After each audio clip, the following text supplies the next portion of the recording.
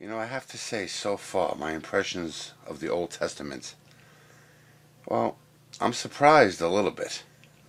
Like, first off, I was surprised at how fast, like, the creation part of the story went by. It was like lightning, like a page.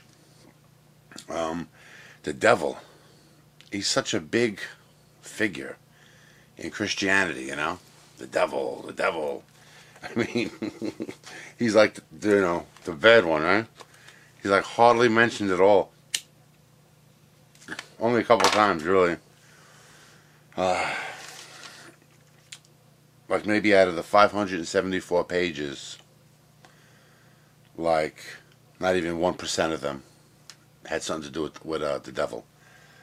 Um, it is a little shocking, the brutality.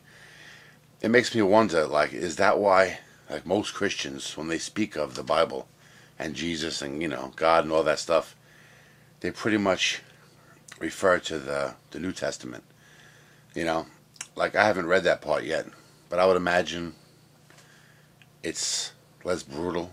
This is the life of Jesus, and there was some crazy stuff, man. I mean, to ignore it or try to sweep it under the rug is ridiculous. I mean, it speaks of killing men, women, and children. Wiping out like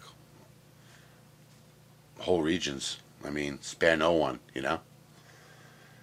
But it's interesting too. It's like in the things you find preposterous, there's almost truth to it, because these people that wrote this, I mean, were they trying to fool people with these fairy tales and stories?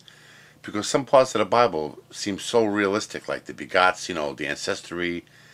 They seem to have kept very important records of, lineage of people, and it talks of, historical things happening. But then you hear about, the talking snake and the talking ass. I don't know. You wonder, like, that's why I guess a scholar, maybe they could, figure out better. Like, somebody that really doesn't know about science can talk about science, but I guess it would take a, scientist to really, narrow, hit the points and make a good argument. But we can all talk about science, but does that mean we know it, really well, understand it? I guess the same could be said for religion. I'm just a guy trying to read the Bible, and I got to say, I'm very confused by a lot of it. I mean, that it's not just the language difference. It's I don't know. It's like it seems at first like God was so created everything, and there was so many rules and regulations to follow. But as this book went on, I noticed that, especially at the end, it was like, and like I said again, there was some realism to it for this reason. Like God saw like that these things He created, they're not perfect, and maybe they're never gonna be. I mean, you know. And that's another thing. People always say, "Oh, how horrible! God kills people, this and that." But we have to look at it this way, and it might sound ridiculous, but really think about this. And I know a lot of you don't believe in God at all. But if God is true, okay, look at this Bible, the things that happen in there. We are to God, perhaps, as ants and mosquitoes are to us, right? We've all killed insects, right? They crawl on your arm or get in your potato salad. You kill them, right? They annoy you in any way, shape, or form. You kill them. You're chasing cockroaches with a boot.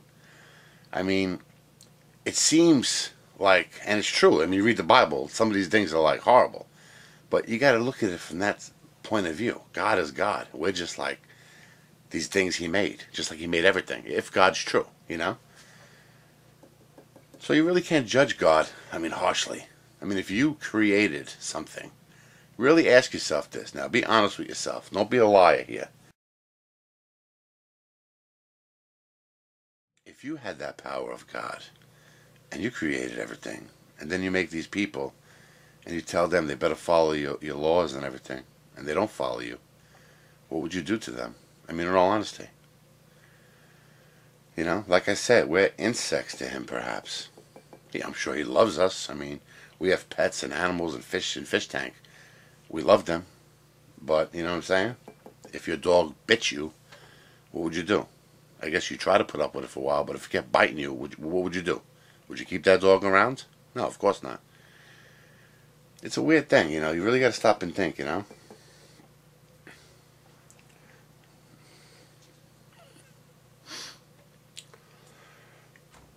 But anyway, I really don't want to. I'm going to save some stuff for the overview of the whole book.